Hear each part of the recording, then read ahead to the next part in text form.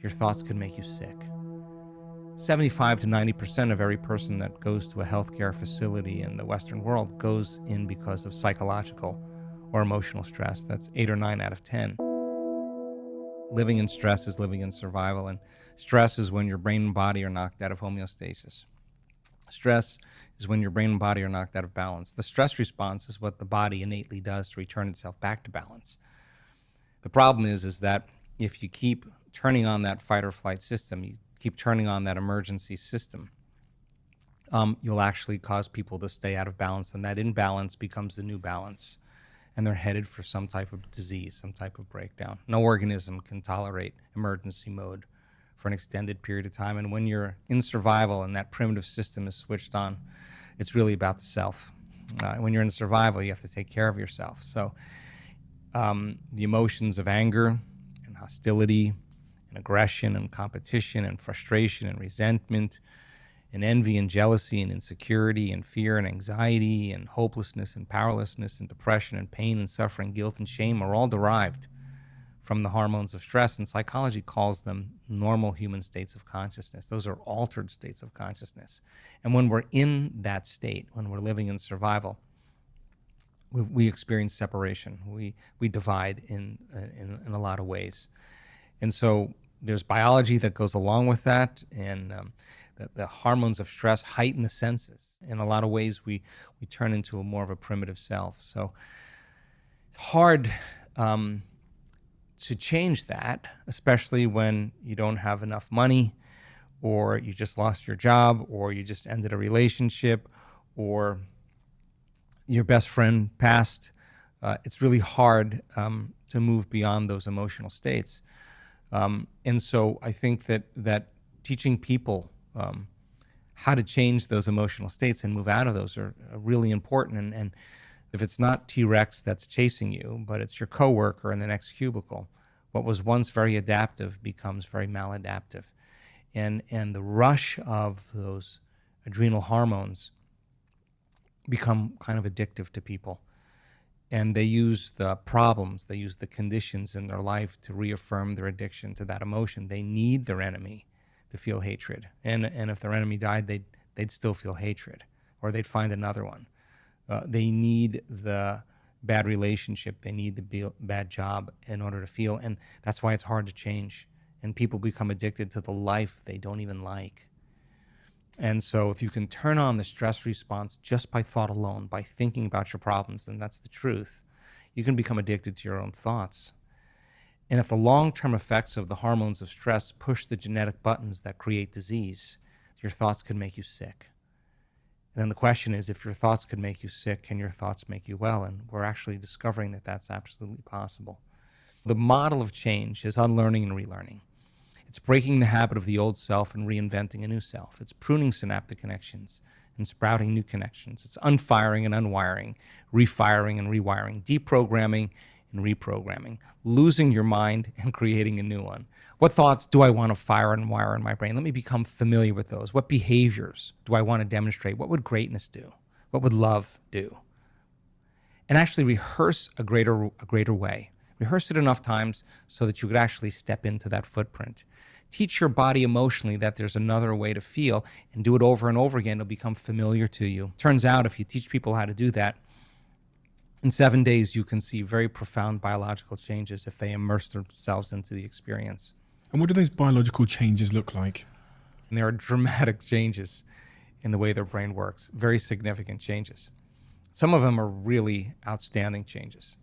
We teach people how to create more heart coherence. When you feel anger, when you feel frustration, when you feel impatience, when you feel resentment, your heart beats out of order. When you feel gratitude, when you have kindness and care, when you feel love for life, your heart beats in a more orderly fashion. You can actually train somebody to get good at feeling that way. And we use that, and we see people at the end of 7 days be able to regulate their heart much better. And it's a function of really how soon or how slow we age. We take blood and we measure 2,882 different metabolites in a person's blood.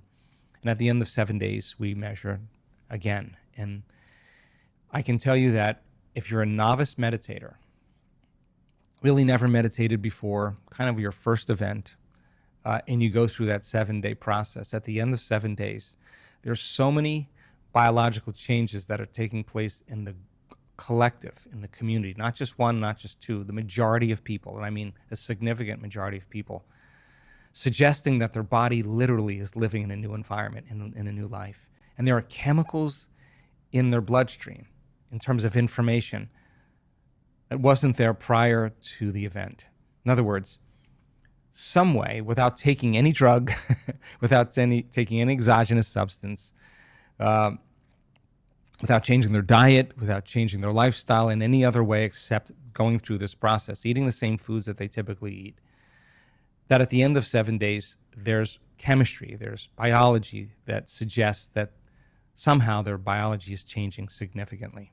So then teaching people then a little bit about how to manage their emotional state and to self-regulate, I think is a great gift for people, because when they begin to break an addiction to any emotion or the conditioning of any emotion, there's going to be cravings that go on just like any addict there, and many people overdose and many people have bad trips. And so when they start changing and the body's craving those familiar emotions, the body starts signaling the brain, of memories, or to think certain ways and to make certain choices, do certain things, crave certain experiences just to feel that same emotion.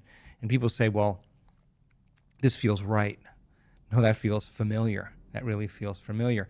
And many people will tell the story of why they feel that way based on some past experience. And it's usually not in the recent past. It's usually many years ago. Like a toxic relationship or something. Whatever that is. And so they're basically saying, I had an event in my life, and since that event, I'm still living by the same emotion and I haven't been able to change. And they'll tell the story of that past. And in psychology, the latest research on memory shows that 50% of that story isn't even the truth. They're making it up because they don't have the same brain as they had then.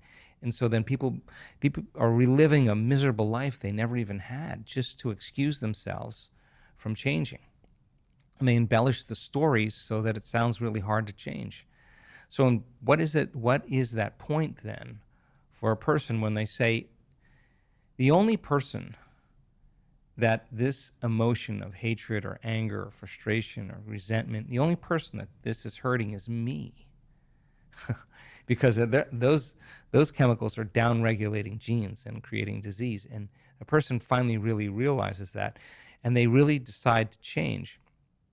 When they overcome the emotion, the memory without the emotion is called wisdom.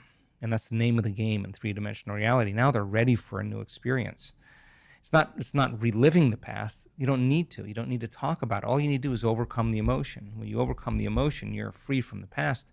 You can see it from a greater level of consciousness. And that's when a person, so many times when they truly change, they'll say this. We've seen it over and over again.